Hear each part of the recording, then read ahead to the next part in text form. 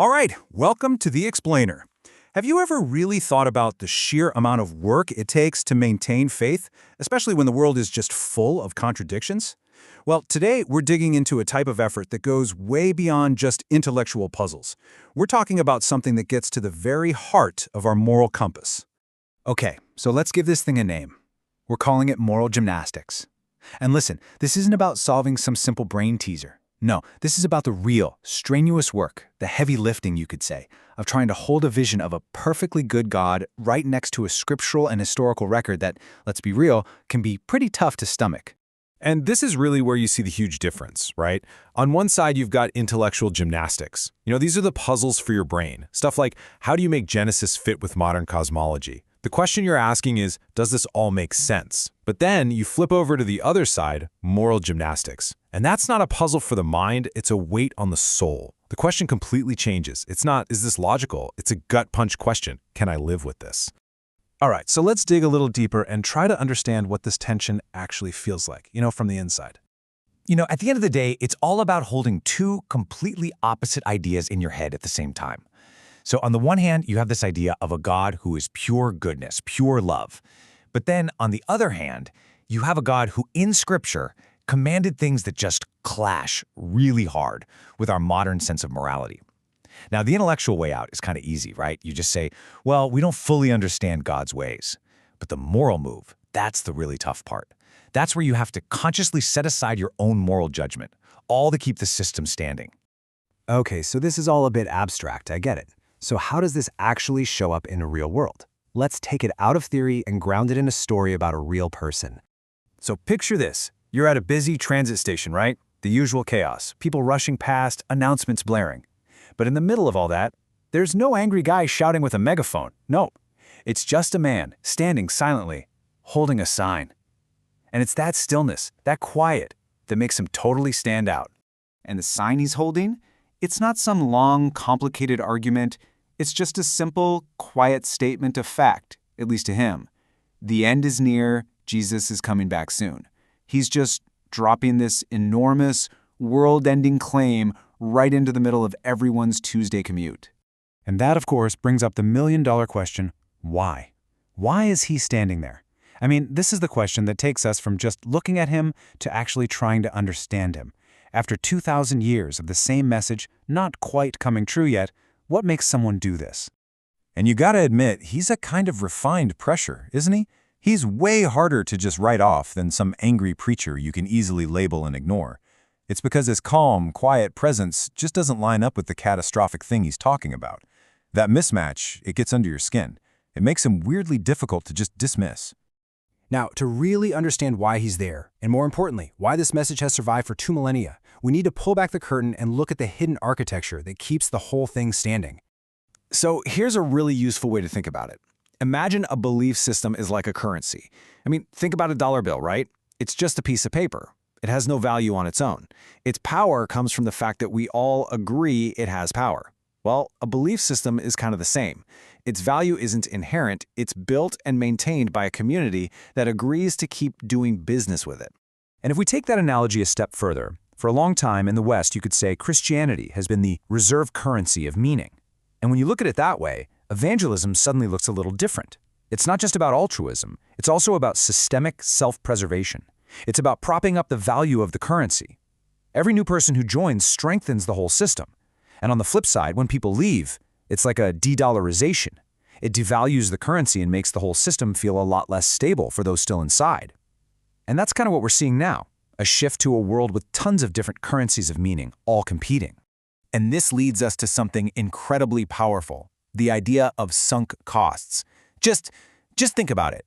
Imagine you've invested your whole life in this one system. Your time, your money, who you married, where you live, all of it based on this one currency. The idea that the foundation of all of that might be shaky, that's not just an intellectual problem. That's a threat to your entire life story. It's almost unbearable to consider. So the foundation, it just has to be solid, because the alternative is just too costly to even think about. But here's the thing. Even in a system that is taken so seriously, with stakes this high, sometimes cracks appear. And what slips through those cracks are these moments of just pure unintentional and deeply human absurdity. And honestly, they're kind of hilarious. Case in point, a simple typo. Someone somewhere on the internet meant to type about the rapture, one of the most serious, solemn events in their theology, but they typed, "The raptor is coming." And I'm sorry, but that just changes things, doesn't it? Suddenly the end of the world feels a whole lot more Jurassic Park. Or how about this one, found on a single church flyer? On one side, you get this dire threat, turn or burn, and then right next to it, this super friendly invitation, come fellowship with us. It's the whole system's tension in a nutshell. I mean, someone once described it as basically a hostage situation, but with refreshments, and they're not wrong. And look, these moments of self-parody, they're more than just a cheap laugh. They're funny, yes, but they're also kinda sad, because they pull back the curtain on the massive contradictions that people are trying to live with every single day, and a lot of the time, they don't even seem to notice. So, after looking at all this, the moral gymnastics, the man with the sign, the raptors, where do we land? What's the point of all this observation? Well, it leads us to, I think, a much more generous place, trying to understand. Because the goal here isn't to decide if the man with the sign is right or wrong. It's about shifting our own perspective. It's really a journey in 3 steps. It's about moving from that easy knee-jerk reaction of just dismissing him to actually trying to understand where he's coming from, and then, if we can, arriving at a place of empathy. And this, right here, is the destination. Disagreement without dehumanization. That's the challenge. Can we see the man with the sign as a full, complex human being? Can we appreciate his story, his hopes, all those sunk costs we talked about, and still not agree with the message he's holding? It's about getting to a place of understanding that makes contempt totally impossible. And when you're staring at these huge, immense contradictions, sometimes the best response isn't anger. It's not despair. Sometimes it's just laughter. And I don't mean as a way to escape, I mean as a way to hold all of it at once. The seriousness, the absurdity, the humanity. That laughter, it might not change the universe, but it can absolutely change you. So I'll leave you with this final thought to chew on.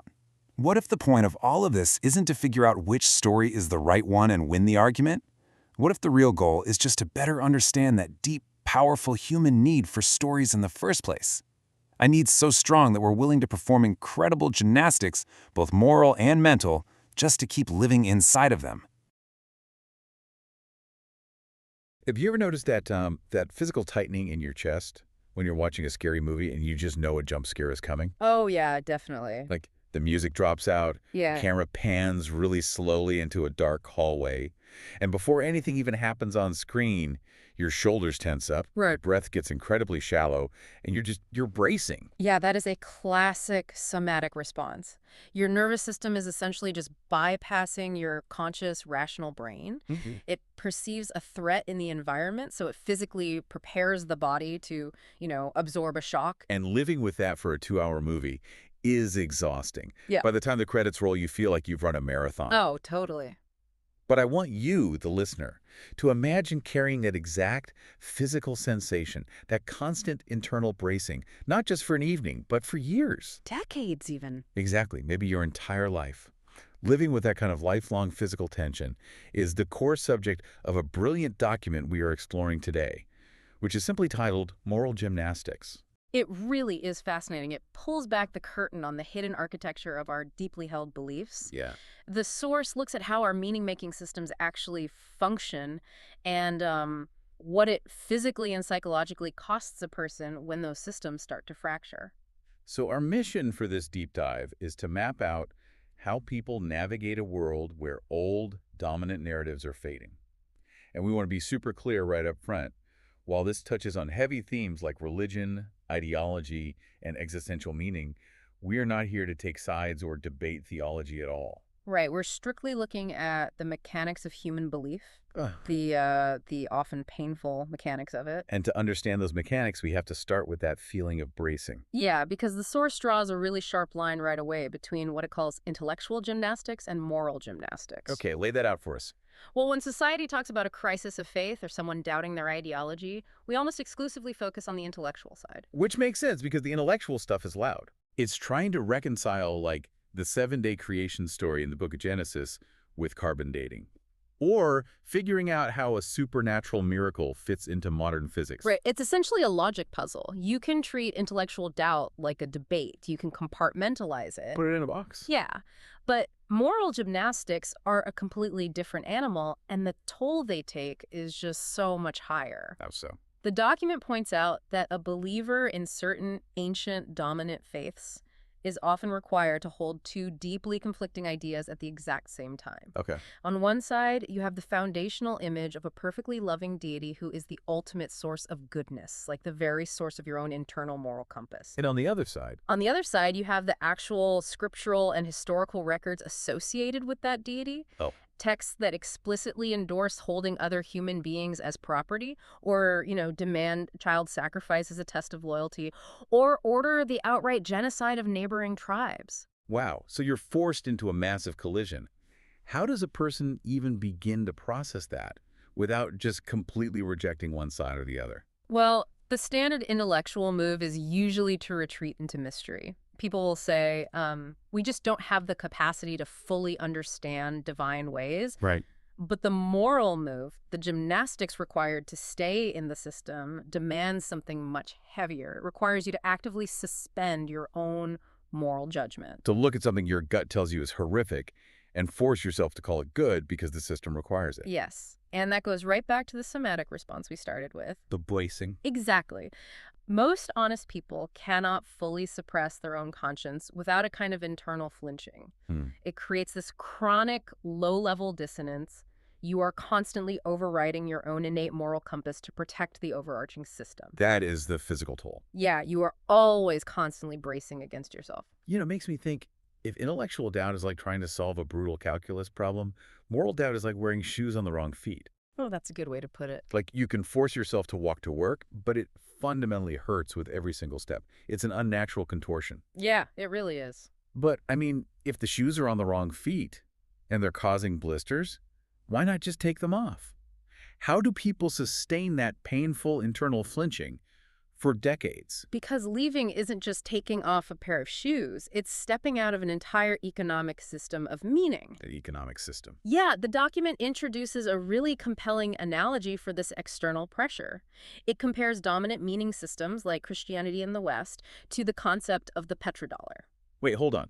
Comparing a deeply personal spiritual faith to a fiat currency feels a bit cynical, doesn't it? Are you saying people only believe because there's a market for it, like it's some sort of conscious grift? Oh, no, not a conscious grift at all. It's an unconscious social dynamic. Okay. Think about how a global reserve currency actually works. A fiat currency, like the US dollar, only holds value because millions of people collectively agree to transact in it. Right. The paper itself is basically worthless. Exactly. The value is entirely socially constructed and collectively maintained by the sheer volume of people participating in the system. So if a critical mass of people suddenly starts defecting and using a different currency, the whole system becomes unstable. Yeah, the physical money hasn't changed, but the purchasing power just plummets. Wow.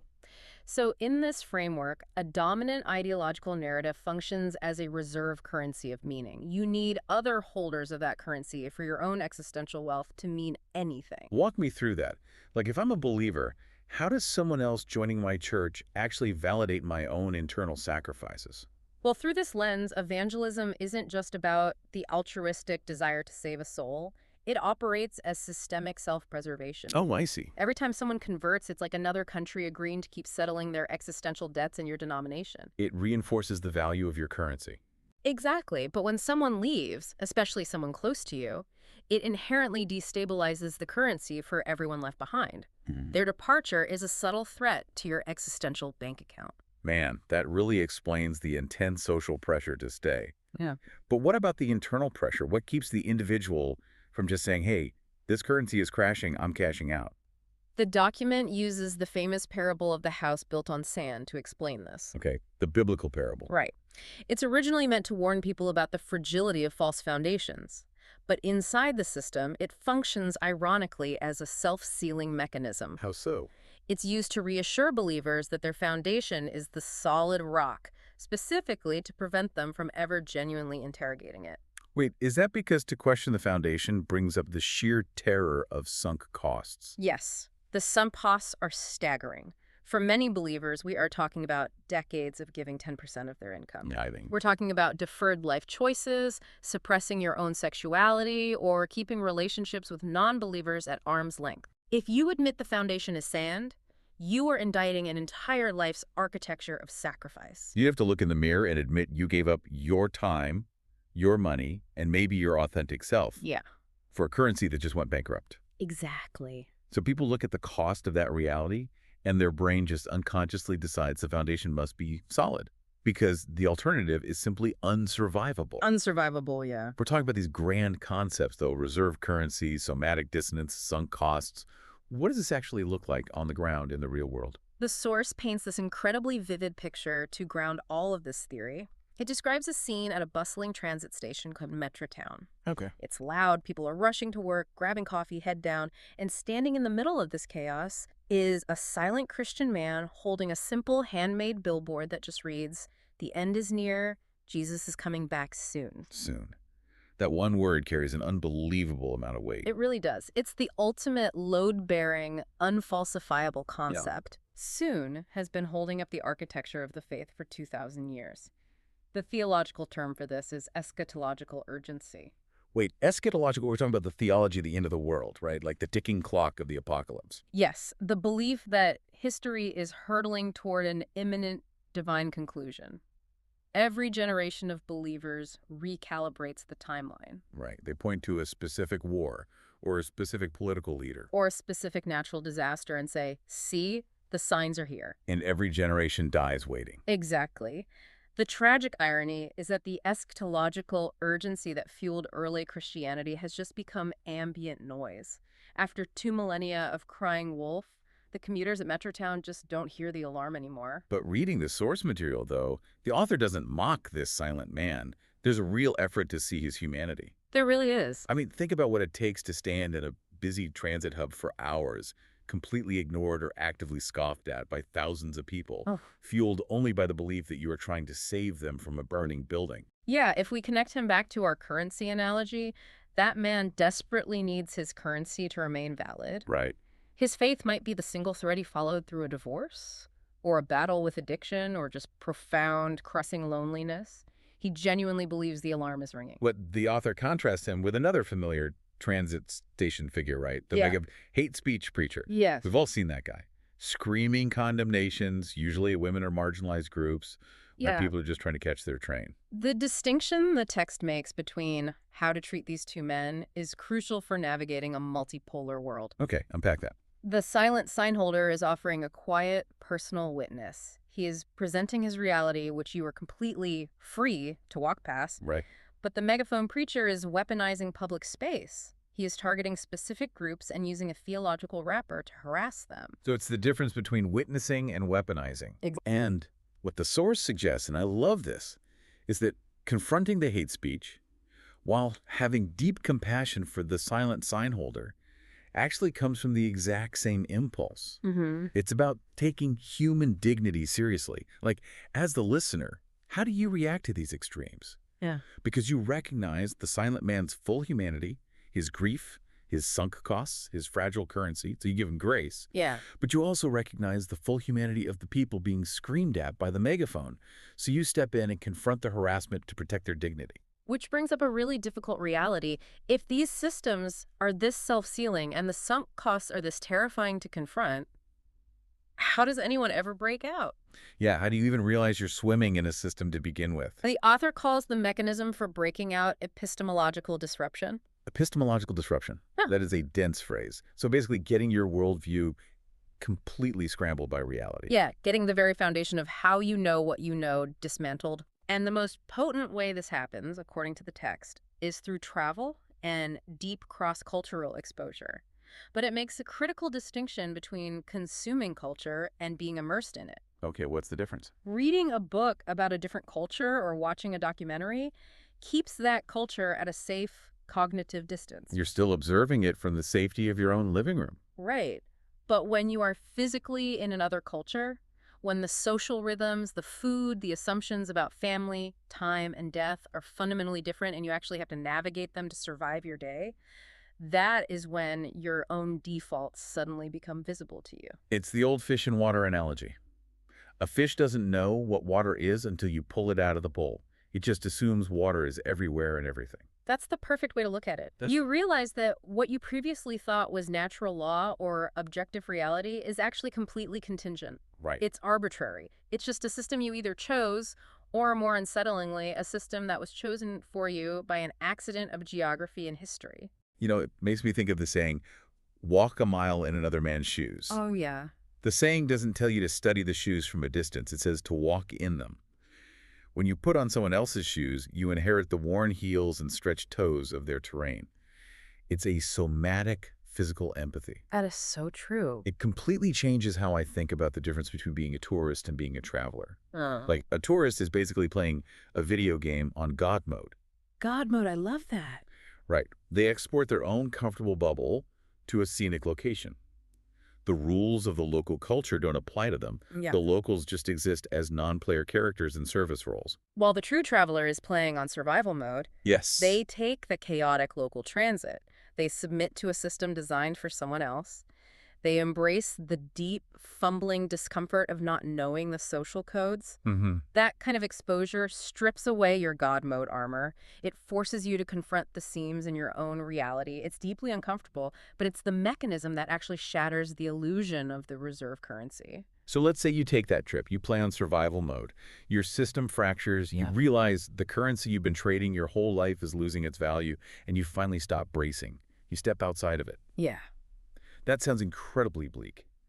How does anyone survive that realization without just becoming completely bitter and cynical? Well, this is where the document takes a surprisingly profound turn into the role of humor and absurdity. Humor. Yeah.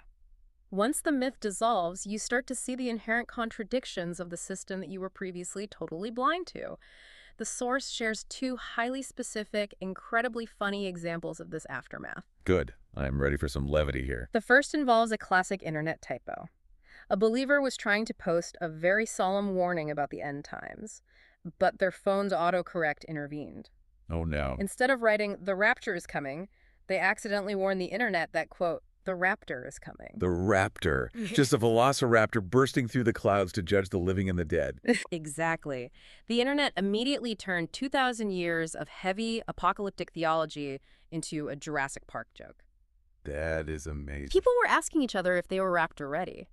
But what makes it brilliant, the author notes, is that "The raptor is coming" actually has the exact same falsifiability track record as the original prophecy. Wait, really? Yeah, neither has shown up. Oh, man. That is so good. And the second example from the text. It's about a bus stop pamphlet.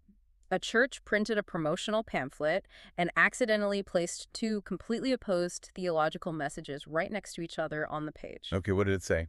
On one side, in bold letters, it said, "Turn or burn." And right beneath it, it cheerfully said, "Come fellowship with us." We will set you on fire, or we will serve you coffee and cookies. See you on Sunday. The marketing departments clearly didn't coordinate, but the source uses this to explain the unresolvable tension of progressive theology. Let's clarify that term for the listener. Progressive theology here meaning Modern attempts to soften ancient, rigid doctrines, trying to reconcile a God of eternal, fiery wrath with a modern, inclusive God of love. Right. Inside the framework, a believer has done the moral gymnastics to make both statements feel coherent. But once you step outside the system, you see them stapled together on a bus stop pamphlet, and it suddenly reads like a hostage situation with refreshments. a hostage situation with refreshments. That's exactly what it is. But, you know, what strikes me is that the author isn't just being cruel. No, not at all. This isn't just mockery. Anyone can point and laugh from a distance. Yeah.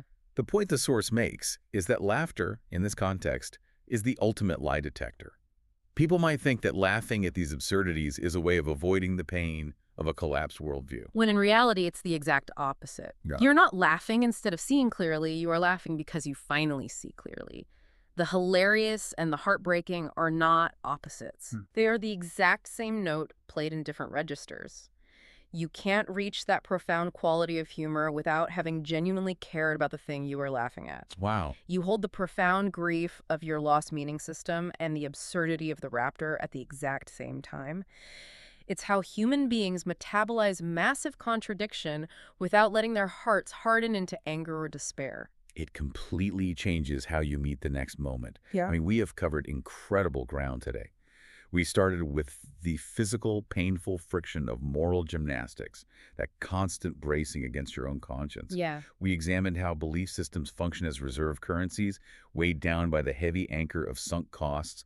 We looked at the absolute necessity of pulling the fish out of water through epistemological disruption. Right. And finally, we arrived at the power of using laughter to survive the collapse. It provides a framework of deep empathy. When you can see the invisible systems people are desperately trying to protect, you can understand their actions, even their hostility, without capitulating to their beliefs. It's disagreement without dehumanization, which is a huge tool whether you are navigating your own life transitions, managing a team, or just trying to understand a multipolar world. Absolutely. You know, if traditional religion was the reserve currency of meaning for the 20th century, we have to ask, what is replacing it in the 21st?